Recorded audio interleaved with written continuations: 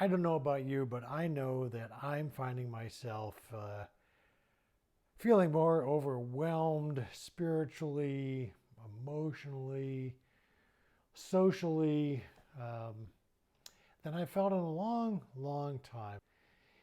And some of that, of course, has to do with the pandemic and the ways it is um, defining what I can safely do with others, the ways that I can be in relationship.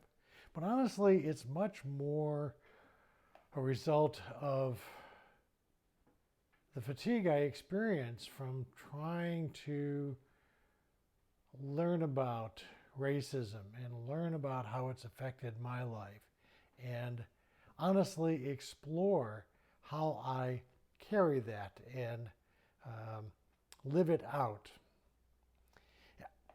As parents, many of us probably had somewhere along the line a conversation with our kids that we might have thought of or they might have thought of as the talk. And when I've always heard that in my life, what came to mind was talking to our daughters as they approached adolescence about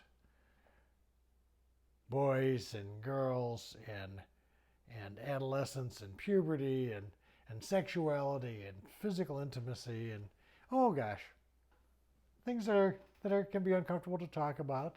Um, but imagine this, if you would. Imagine knowing that you need to talk to your children from the very youngest of ages about the very high likelihood that one day you'd be out in the car with them, just going to the grocery store, bringing them home from school, maybe taking them to an after hours school function or play date in your own neighborhood or a different neighborhood, and you're pulled over by police just simply because of how you look. Not because you've done anything wrong, not because you've done anything wrong, but just simply because you were of a suspicious look or character or, honestly, color where you were. But the problem here is that there is in the racism, in the way that Black Americans are portrayed and have been portrayed for centuries, there is in there the explicit training for us white people to fear them, to believe that they're more likely than we are to pull a gun, to want to do us harm. And part of what overwhelms me about this is that that is all so deeply embedded in our everyday lives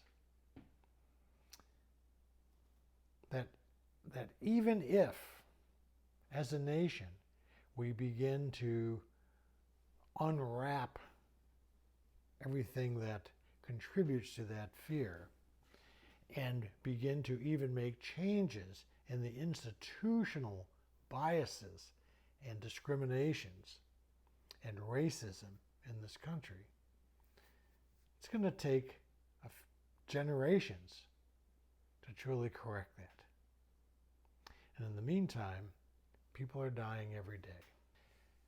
This is about fear. That's really what I want to talk about, is fear and how we have been explicitly and implicitly taught to fear one another. So I'm just going to ask you, if you would, if you're open to even the possibility that you may have fears that you can live with most of the time because you don't encounter the situations in which those fears would be activated, if you're willing to even consider that possibility, I want to encourage you to do a little pondering about your own experience with people of other races, and particularly with dark-skinned people, with African Americans. And not just, have you ever worked with them? Did you attend college or high school classes with them? But really, what are the situations in which you have really engaged with people who are very different from you, and particularly people who are dark-skinned or brown-skinned, who are just not white like this. And particularly, if you're ready to go a little deeper, to just imagine how you might feel if you're leaving someplace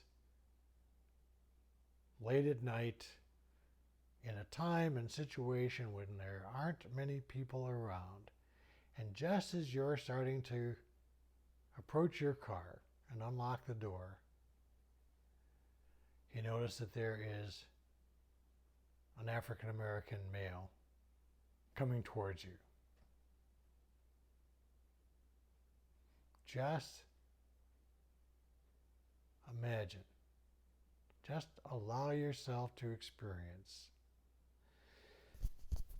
what that does to your breath, to your sense of well-being, and what you might do in such a situation.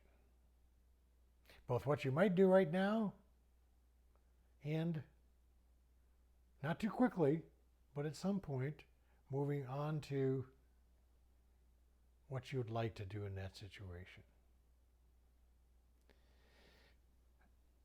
Like all the issues we face as a society, as a nation, as a community, as a Christian community, the solutions are up to us. May we be the kind of people who want to be our very best versions and are willing to do the work, the uncomfortable, unpleasant, internal work and external practice to actually move on down that road. Thanks for tuning in. Have a great 4th of July weekend.